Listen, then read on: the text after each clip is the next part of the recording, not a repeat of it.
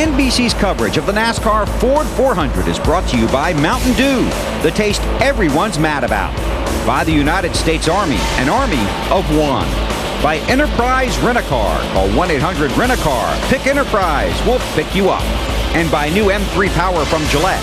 The new power behind the Gillette Young Guns. On a beautiful day in South Florida, Greg Biffle leads the Ford 400 at the Homestead-Miami Speedway, and we're just past the 100-mile mark. Biffle has led all but the opening 4 laps of this race. You know, we saw the right front tire off Greg Biffle's car, and Bill Weber talked about camber. Let's take you inside our Home Depot virtual garage and show you exactly what we're talking about by camber. Camber is how you lean the tire in or out. As you go in with the top of the tire, that's negative camber. But you see down here how the inside of the tire is riding on the racetrack. The intent is down the straightaway, you're riding on the inside of the tire. When you get to the corner and the body compresses, the spring compresses, the pressure goes all the way across the tire. Which heats it up. Which heats the whole tire up. The problem is down the straightaway, that inside tire is always hot. Always hot. And when you start on low pressures, that even aggravates the problem more because the tire flexes more, it stretches more, and it wants to tear that tire apart. So that's another bad thing about it. So if they made those pit stops at lap 49, we'll keep an eye on Biffle about 85, 90 or so and see what happens there. And you wonder about his teammate Kurt Busch. Are their setups similar? Bill, what are they saying? Well, as we talked about, the tires that came off his car were okay, but a few moments ago, Kurt talking to his crew chief about his right front. Give it a listen. The track bar up is freed us up. For some reason, the right front is working harder. I'd like to take air out of that tire, but I can't, because otherwise it puts too much more stress on that tire. Gotcha. Yeah, we need to wash our right front. 16 was going to hurt one, but he's got about a half a degree more camber than us.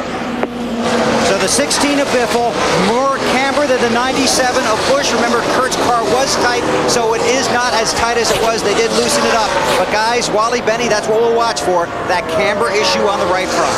Yep. And he even said about the, you could drop the pressures to help get more grip, but it's that side force on the tire that wants to rip that tire even when it's brand new. Kurt Busch is running second, Jeff Gordon fourth, Mark Martin eighth, Jimmy Johnson up to ninth, and Junior has fallen back to 12th place. And you see the standings as they run here just past 100 miles. And Kurt Busch has said, please, Greg Biffle, don't have a tire problem. Once again, he is now a huge Biffle fan because he's the guy that has a chance to lead the most laps today. Jeff Gordon worked to hold off Ryan Newman for that third spot for a long time, Matt. Finally had to give it up. The tire wear, Allen, on the 24 car looked very good, but the lap times do not. Jeff came on the radio and said, whatever changes we made, it's obvious that we didn't do enough to help this car. It is still way too tight off the corner. Finally, back at lap 76, he just allowed the 12 to go by. He didn't want to force the issue.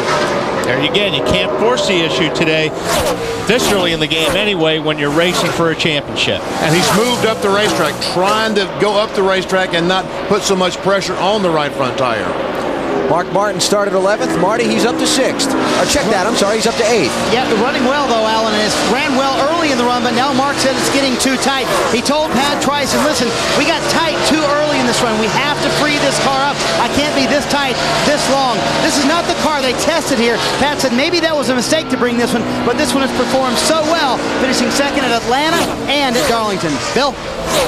Marty scanning the 48 car of Jimmy Johnson. I just had to check my scanner to make sure it was working because I'm not hearing a thing, and that's because Jimmy is not talking.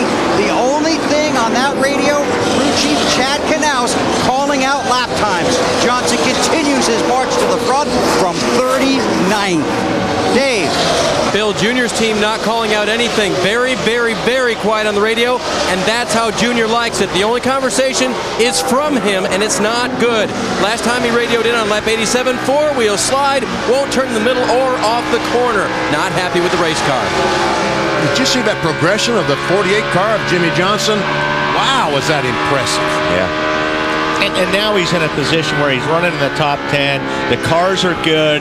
He doesn't have to race in the driving this. He's much happier right now than he was about 50 laps ago. There's Jimmy, who has had a lot of success on mile-and-a-half speedways this year. This Homestead track, a mile and a half. Jimmy has won 3 of the 8 races on a 1.5-mile track so far this year. That's a pretty good record. Yeah, I would say. Chad Knaus, the crew chief, watches as he goes by. About 4 laps, 5 laps, and then neutraled up, and now I'm tight like I was first run. And when he's talking about how the car starts out, the car starts out loose like we talked about. Normally that's what happens. And then it goes to neutral. And as the fuel burns off, the car's not turning well. It's tight. What they'll try to fix is they'll try to get that car neutral for a longer period of time. Last lap, Jimmie Johnson turned the fastest lap of everyone on the racetrack. He's in 9th, though, 8 seconds behind leader Greg Biffle.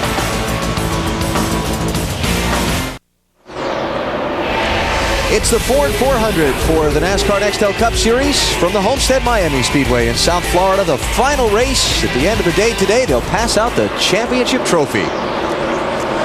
Greg Biffle is out in front, as he has been for all but the first 4 laps of this race. He's got 2.5 seconds on his teammate Kurt Busch.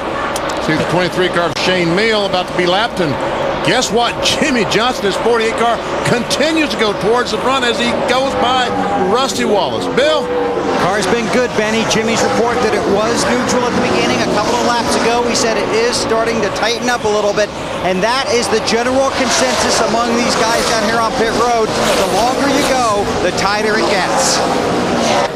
There's a good segue as Jimmie Johnson makes a terrific come from the back run today to our Singular Wireless Race Talk poll, which has to do with best comebacks of 2004.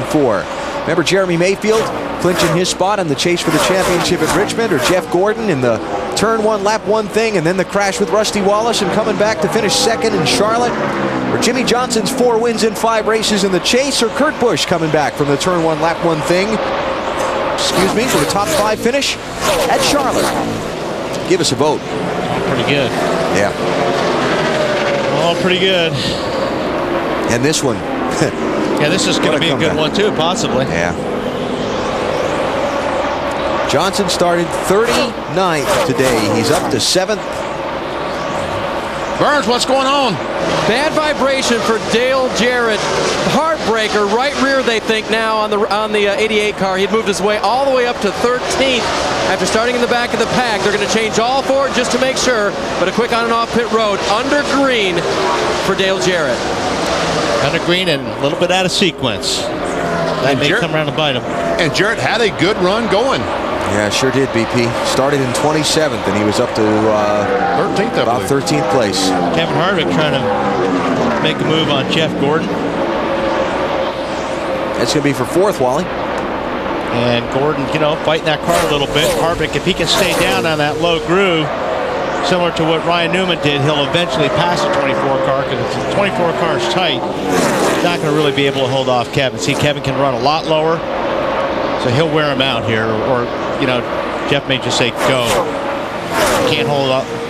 And that's what he did. He pointed out the window. Jeff just pointed his hand out the window. Kevin, go ahead. Go to my left. Kevin, not one of the guys chasing the championship here today, and a lot of the focus in the build-up to the race, obviously, and deservedly so, is on the guys racing for the big trophy. What about the guys that aren't in the championship? What are they racing for today? Well, it's trying to get yourself going for next season. There's a big momentum value in this sport. And somebody like Kevin Harvick that really hasn't had the kind of season he wants this year, he could do a lot for his team this winter by winning today. And it's a great race team. And Childress Racing is used to winning races. So, yeah, you always want to finish off the year on a high note. And so this is a real important race for everybody in the field. And believe me, everybody in this race, even the guys in the back, are racing as hard as the guys are in front. They're trying to make it happen for the team and sponsors. Hey, you're the winner for the next 2.5 months. Like it when it works that way, right? Here are the standings as they run. Kurt Busch's lead, 41 points over Jeff Gordon, who's in 5th. Jimmie Johnson in 7th, now 47 points back. Kurt Busch says today is the opportunity you dream of, and he hopes to take advantage of. The 26-year-old from Las Vegas, Nevada, trying to lock up his first Nextel Cup championship.